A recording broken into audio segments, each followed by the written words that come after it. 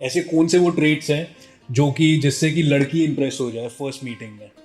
यहाँ पे मैं एक चीज़ बात करूँगी उन जनरेशन मतलब उन एज ग्रुप के बारे में जो कि अप्रॉक्सीमेट 27 अबव के आसपास और अप टू 34-35 का जो एज ग्रुप है, मैं उस एज ग्रुप के अच्छा, बारे में इसमें बात भी करूँ। एज ग्रुप्स होते हैं? हाँ, एग्जैक्टली। एज ग्रुप इसलिए मैटर करती है क्योंकि हर एक इंसान की जो लाइकिंग है ना वो हर एज के साथ चेंज होती है। एक सर्वे के तहत ही देखा गया है कि एक औरत को अपने जीवन में 4 टाइप के आदमी पसंद आते हैं।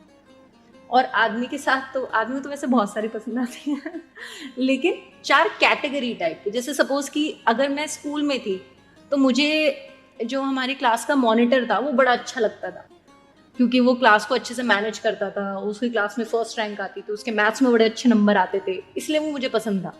लेकिन आज जो मेरी एज है उसके अंदर क्या मुझे उन्हीं ट्रेड से कोई लड़का पसंद आएगा?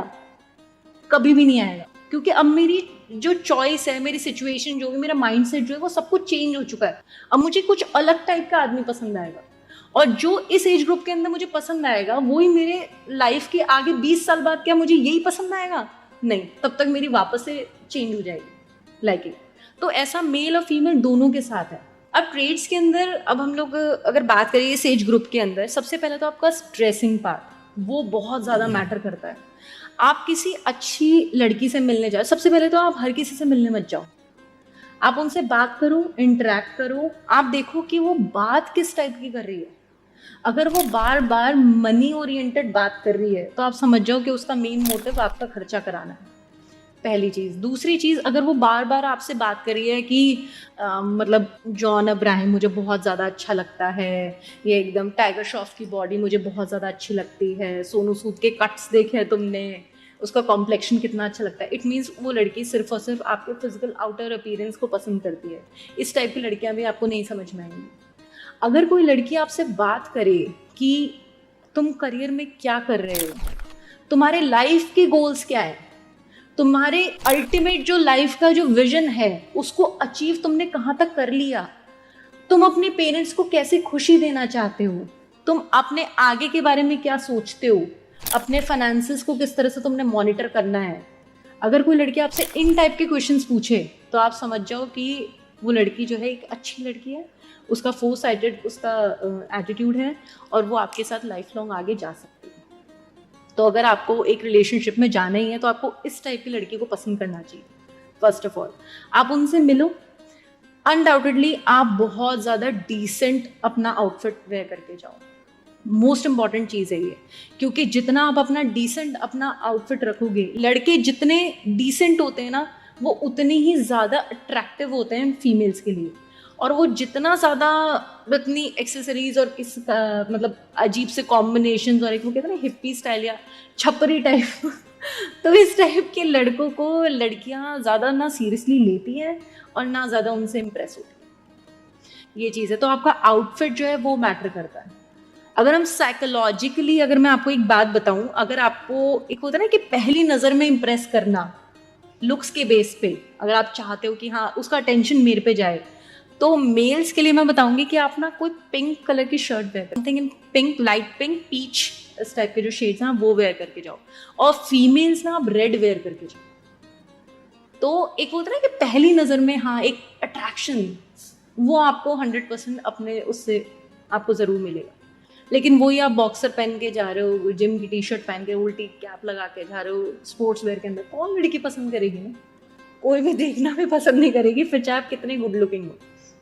तो आपको ये चीज़ समझनी चाहिए कि आप वेयर क्या करके जा रहे हो, जितना डिसेंट उतना अच्छा। And try to wear shirts या फिर टी शर्ट्स और जैकेट्स आप वेयर करो। जैकेट्स लड़कियों को बहुत ज़्यादा अच्छी लगती है, आप जैकेट्स वेयर करो। तो इस टाइप का आप आउटफिट अपना वेयर मतलब करके जाओ और प्रॉपर वो फिट होना चाहिए, नहीं कि अंकल फिटिंग्स हो रही है, वो नहीं, प्रॉपर फिट वो चीज़ होनी चाहिए। लड़कियों को बहुत अच्छा लगता है कि एकदम प्रॉपर फिट आप आउटफिट वेयर करें। नेक्स्ट, आप अगर शर्ट वेयर कर रहे हो उसको ना अपनी जो रोल्स है उसको एकदम मतलब स्लीव्स को रोल अप कर लो, क्योंकि ये जो स्किन होती है ये फीमेल्स को बहुत ज़्यादा अट्रैक्टिव लगती है। और मेल्स का सबसे होता है कि बहुत ज़्यादा सेक्सीएस्ट बॉडी पार्ट जो होता है मेल्स का, जो फीमेल्स को सबसे ज़्यादा अट्रैक्टिव लगता है, वो यही लगता है, उनके फोर आर्म्स। अच्छा। हाँ, तो आप अगर अपनी स्लीव्स को रोल अप करके आप जाओगे तो लड़की आधी तो वहीं पे आपसे इम्प्रेस्ड है, आई प्रॉपर डिडंट नो कट्स के दैट साथ। यार, I mean This is the new thing which I'm learning. आप करके जाओ, आपको सच में अच्छा लगेगा। फिर नेक्स्ट है कि colour combinations which you are wearing, बहुत ज़्यादा कॉन्ट्रास्ट नहीं, एकदम चटक ऑरेंज कलर की टी शर्ट के साथ आप वेयर करके जा रहे हो ग्रीन कलर के ट्राउजर्स, मतलब क्यों, वो वहीं दूर से ही भाग जाएगी वो। आपको समझना चाहिए डिसेंट जो है ना, आंखों को अच्छे लगे, डिसेंट लगे, आप वो वेयर करके जाओ। Try to wear linen shirts, Okay. Linen shirts pastel colours के अंदर, आप वो ट्राई करो, बहुत ज़्यादा क्लासी और रिच लुक आपको देगी आपके पर्सनालिटी को। आप इस टाइप का वेयर करो। और तो ये एक कुछ तरीके हैं कि आप क्या चीज़ें वेयर करके जा रहे हो। आधी लड़की वहाँ पे इम्प्रेस हो गई। नेक्स्ट है आप वॉक करो, एकदम स्ट्रेट देख के वॉक करो, इधर उधर। लड़के क्या करता है, ये पॉकेट में हैंडल इधर देख रहे हैं उधर देख रहे हैं, क्यों, सामने देखो ना, सामने देख के बात करो। और अगर सामने वही लड़की बैठी है उसको देखते हुए वॉक करो, आधी वो वहीं पे गल जाएगी। उसको देखो, आई कांटेक्ट इज मस्ट। आपको अगर किसी लड़की को इम्प्रेस करना है, आप उसको स्टेयर करो, उसको देखो, लेकिन वो वल्गर स्टेयर नहीं होना चाहिए। ये नहीं कि 3 सेकंड हो गए 4 सेकंड हो गए उसका घूरे ही जा रहे हो, ऐसा नहीं। Okay. आप उसको देखो, कॉन्फिडेंटली उसको देखो, वो चीज़ लड़कियों को बहुत अच्छी लगती है। जितने कॉन्फिडेंस के साथ जाके आप आगे खुद बढ़ के अप्रोच करोगे तो लड़की उतनी ही आपसे इम्प्रेस होगी। लेकिन सबसे बड़ा प्रॉब्लम क्या है कि 90% मेल्स ये सोचते हैं कि हम लीग में ही नहीं है। मतलब वो ये सोचते हैं कि इतनी सुंदर लड़की हमें क्यों पसंद करेगी, हम तो लीग में ही नहीं है, Okay. हम तो उसके लायक ही नहीं है, तो हमें अप्रोच भी नहीं करना चाहिए। Okay. तो ये एक सबसे बड़ी गलतफहमी है। अगर आप ये चीज सोचते हो तो एक तो आप अपना नुकसान कर रहे हो, है ना, दूसरा शायद आप लीग में थे Okay. लेकिन आपने अपने आप को बहुत ज्यादा हल्के में ले लिया, तो इसलिए लड़की भी हाथ से चली जाती है। What do you have to say about this club culture जो चलता है? I've heard from my friends कि यार हम तो क्लब में गए, वहाँ पे मेरे को लड़की मिली and then we started bang bang. तो वो कल्चर के बारे में क्या है? मतलब इवन लड़कियां और are also willing to sleep over on a first date, और या सिर्फ लड़के ही हैं ऐसे मतलब जो सोचते हैं? आप मुझे सबसे पहले एक बात बताओ, do you actually consider as a date?